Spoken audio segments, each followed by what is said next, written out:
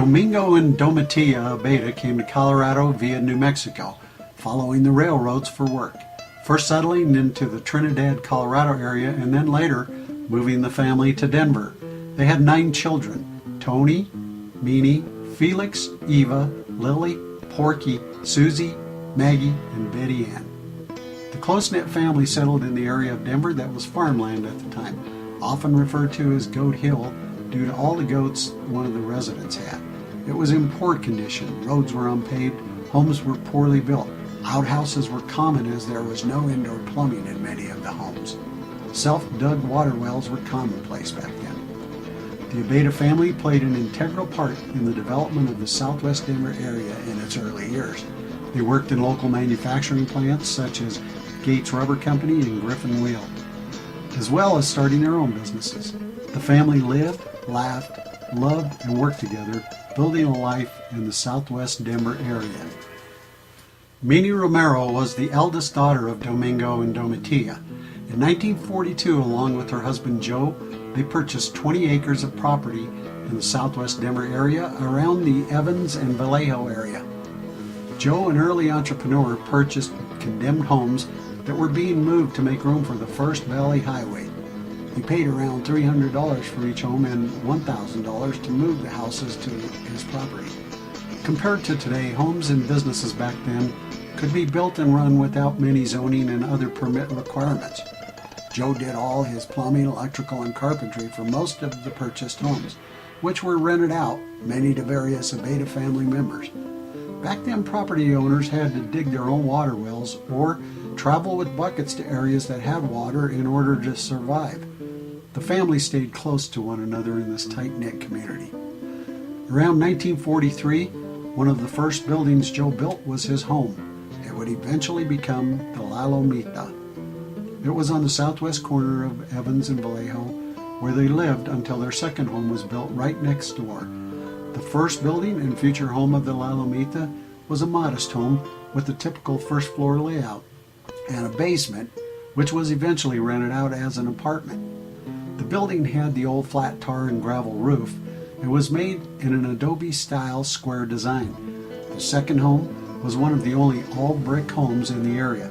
It was a nice 2-story home with beautiful interior walls and a great front porch where family members would congregate and just hang out. It was the Taj Mahal of the area back then. This is where the Romeros lived until they moved the family to California and ultimately settled back in Los Lunas, New Mexico. Both homes were utilized by family as living quarters until in 1947, the Romeros decided to open a grocery store business called Evans Heights Grocery, as the area had no place nearby for residents to purchase groceries. The store was located on the first floor of the first building Joe built. IOUs were regularly accepted back then as people in the area frequented the store but had little money. Around 1951, progress to the area brought the Brentwood Shopping Center on Evans and Federal Boulevard. The shopping area had a new grocery store called Save a Nickel. Unable to compete with the low prices of the Save a Nickel supermarket, the Romeros had to close their grocery store. Around 1952, the Romero family decided to open a used furniture store in the same building to meet another need of the locals. It was called Romero's Used Furniture. They ran the store for a number of years until Meanie's sister Lily had discussed the idea of a restaurant. Many of the kitchen equipment items were already in place because they were left over from the grocery store, which did its own butcher work for meats. This included freezers and coolers, etc.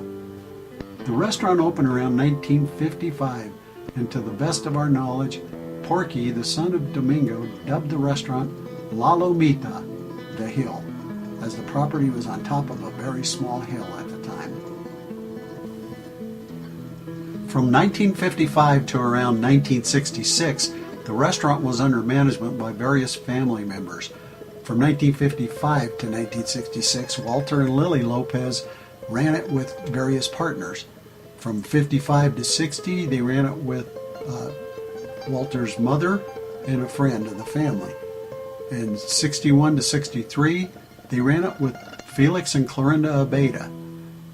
In 64 to 66, Chuck and Betty Martinez joined Walter and Lily for the last go-round of the cafe. Throughout the years, all of the Abeyta sisters contributed their remarkable Mexican food specialties during that special decade. All food was homemade tortillas, beans, and chili with an authentic Mexican food taste that the area has not seen the likes of to this very day. Their children and cousins waited tables and hosted the cafe free of cost or for very little pay. A genuine family-operated business.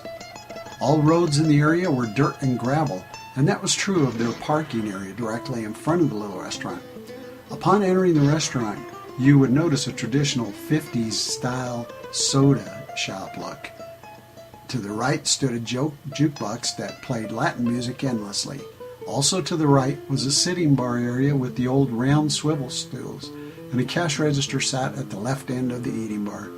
Upon entrance, if you looked straight back and to the left, a number of booths lined the outer walls. The kitchen was towards the back right side of the restaurant, and by today's standards was extremely small. And at any time you could find at least 2 to 3 sisters singing, laughing, and making the best food in Colorado in that tiny kitchen. The area had very few restaurants or cafes back then, especially those that would cater to after-hours crowds.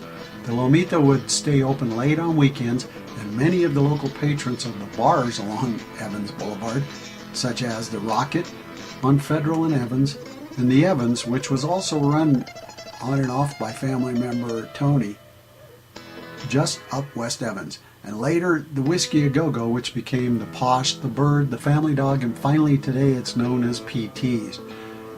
The patrons would stop in to get a late night meal. The center of the floor was an open space as patrons frequently danced to the music coming from the jukebox. It's not clear when the building was demolished, but today an auto repair shop rests in that exact area. The old brick house, the Romero's second home, is still standing there. The area where this park has been dedicated was in the area called Goat Hill, much of which stood on the 20 acres purchased by the Romeros. Goat Hill, that is where our family lived, played as children, grew up, ran the cafe, and left our family print. The Lomita Cafe will always have a special place in the hearts of the Abeyta family and a special place in Denver, Colorado history.